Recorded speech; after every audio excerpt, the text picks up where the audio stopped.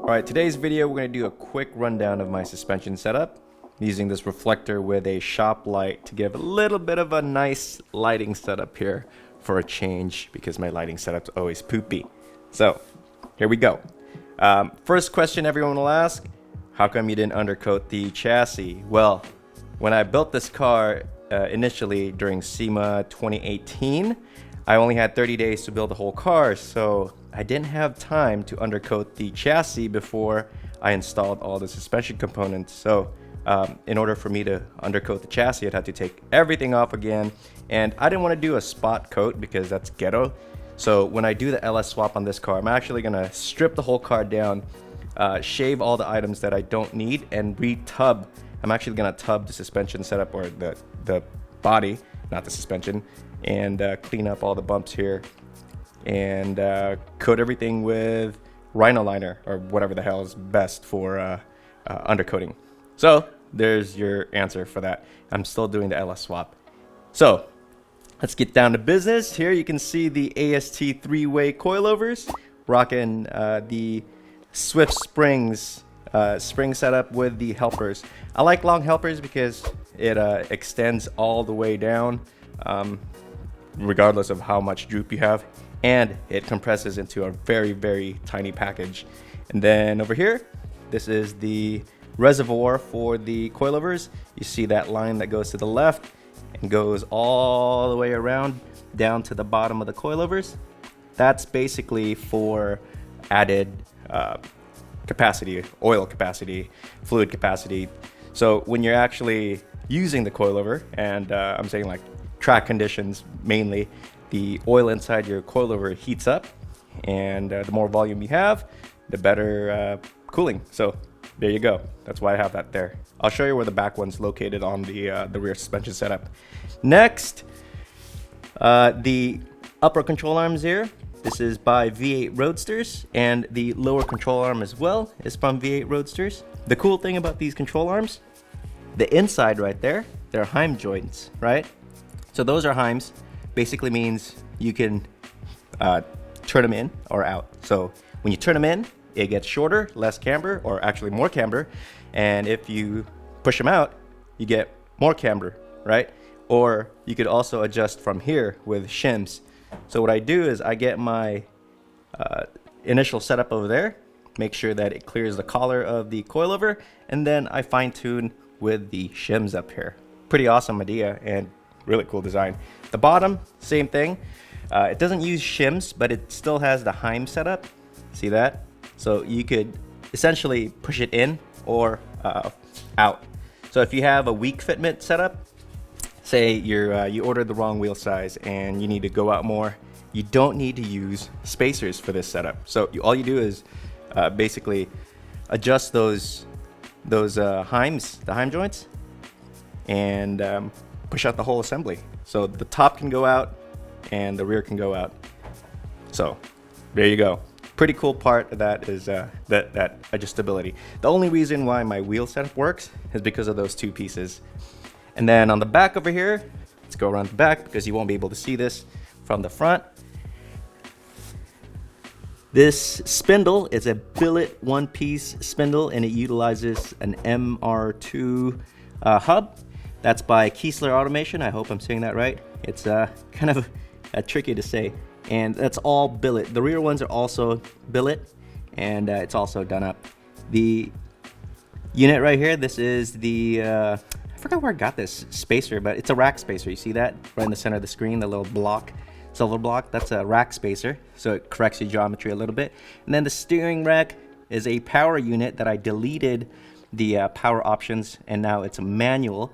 I actually took out the pinion, welded it, and shut everything out. So pretty awesome. And then the lower control arm, as you can see out here, you can also push the bottom adjuster right here to get more camber or whatever. So if you're curious how much adjusting you can do with these coilovers, the control arms, there's a lot. And it actually takes a long time to set up.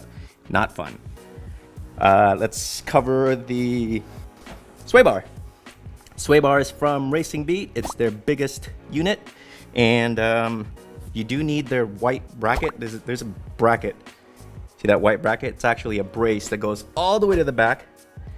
See that right there? It's kind of tough to see, but it's a brace that goes all the way to the back. And over here, I got this other bracket. Let me see if I could turn on the light there or push the light out there a little bit real quick. Oopsies. See that? I forgot what brand that is, but I got that online. Naro? But it's basically like a block spreader. It spreads the forces evenly so you don't taco this frame piece right here. These end links you can get from V8 Roadsters. They come with several spacers or whatever setup that you want. You want to make sure that when you have this thing fully loaded that that's completely straight and not all wonky. He has instructions online how to do that properly, but you want to make sure that it's 90 degrees or they're parallel, or just make sure that they don't bind. And right here is a tricky part right here, because it could actually touch the top of the control arm if you're not setting it up correctly. So everything's got to be done properly so everything clears. And there's a bunch of companies working together here to make this work. This is the R package lower ball joint, and I got that from MAZDA, and that basically just extends the ball joint down a little bit to correct a little bit of the geometry issues you'll have when lowering. Brakes here, these are the Wilwood 6-pots, and they're probably one of the biggest ones you can get right now. The bad part with these things, they only fit certain 15-inch wheels, and I ordered Equip 40s from Work Wheels Japan recently, and they're 15s, so it'll clear those, but I had to get like the least aggressive setup just to clear the caliper. My Hydron wheels that I have now currently fits because they're 16s, but I want 15s for track purposes. Not saying what I'm going to do with them. And over here, this is a splitter bracket for an EK from Pro Car Innovation, so PCI. Dude, it actually fits the Miata if you mount it from the inside, and then it hides all of your splitter goodies right there. Not bad, right? And then the canister right here is mounted with a aluminum bracket. Pretty stout, it's not going anywhere. That's pretty much it for the front end. Oh, one more thing, I do have the Paco Motorsports fender brace. Boom. And I had to modify it just a little bit right here so I could clear when I'm turning. But that's the front end setup. Let's go to the back and I'll show you what I got back there.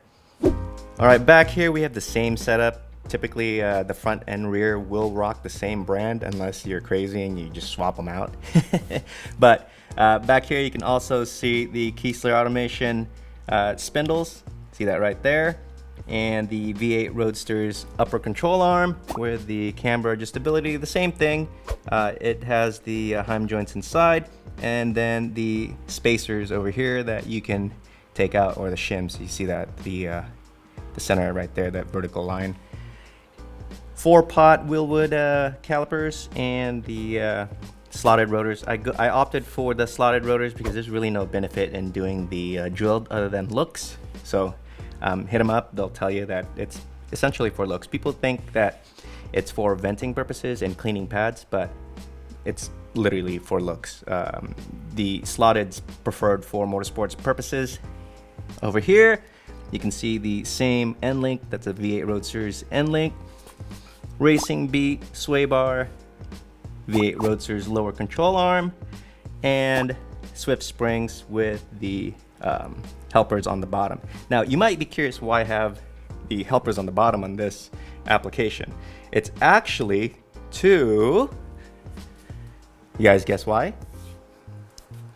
It's for clearance purposes. So over here, when this thing compresses, it's super close to hitting the axle back there, right? See the axle? See how close that is? And by putting the helper spring at the bottom, it pushes the main spring up, which has a larger OD, outer diameter, and it doesn't touch the what do you call it? The freaking axles, the axle shaft. So there you go. It doesn't really matter where you put the helper springs. Just make sure that the inner diameter of the spring itself doesn't hit the body of the shock, and that's basically The only way that I install them, I just make sure that they don't touch. But you can put them up top, you can put them at the bottom. People freak out because some people put them up top and they're like, oh my god, it's supposed to be at the bottom. Or the guys who put them on the bottom, you know, they get flack for putting them on the bottom instead of the top. It doesn't matter, just make sure it clears the shock body when it compresses. And oh, check this out. This is a cannon brace by Flying Miata, polished unit. You can't see that it's polished right now. Let me see if I can get some light on there. This usually comes black, but I polished it. I basically stripped the black and I polished it. It looks pretty damn good. And I'm using ARP nuts right there. Pretty awesome. And that's pretty much it as far as the suspension. Oh, the canister for the coilovers. The coil goes up here. You see that? And I drilled the frame, and I'll show you where it went. It goes up here. Boom. Mounted to the top of the roll bar here, and that's a Zarek Fab roll bar. Under the car, you can see the Flying Miata V1 butterfly brace. Now this is the version 1 because they've actually redesigned it into a smaller package, weighs less, costs less, and that means you can buy it for less. But I prefer this design better. You guys can check out Flying Miata's website to see the new design, but I didn't want to switch it out because I like this design better. It's heavier, it's bigger, but I feel like it's sturdier. I'm not sure if it's any better, but check out the new design and get it. It makes a big difference when you're going up driveways. You could actually feel the car not creak anymore. I'm sure you can tell difference at the track, but you know, this isn't a track car, so I can't tell you actual track performance gains. Over here, this is the Racing Beat tie bar. It goes to the front of the down pipe over here. This is my exhaust, and that ties the subframe together. Whoops, totally forgot this piece. This is the eccentric washer and lock from Paco Motorsports. I got this straight from them. And over here is the back end of that, so you don't really need to swap that out. But the front used to look like that, the coin style from Mazda, and sometimes they can slip under load, so it's just better to swap them out with these things. Pricing that I've listed here straight from the vendor, so they may change when you watch this. They may go up, they may go down, but that's just the current price as of 4/3/2020. There you go, quick update on the suspension setup. Is this the final setup? Probably not, but this is the setup as of today. I don't know what the gains are as a track driver, but as a street driver, huge differences because my old bushings and control arms were beat after 25 years. So any upgrade would have made a big difference regardless. So if you guys are interested on getting these pieces, Flying Miata V8 Roadster, Swift Springs, and ASC suspension, North America. Peace.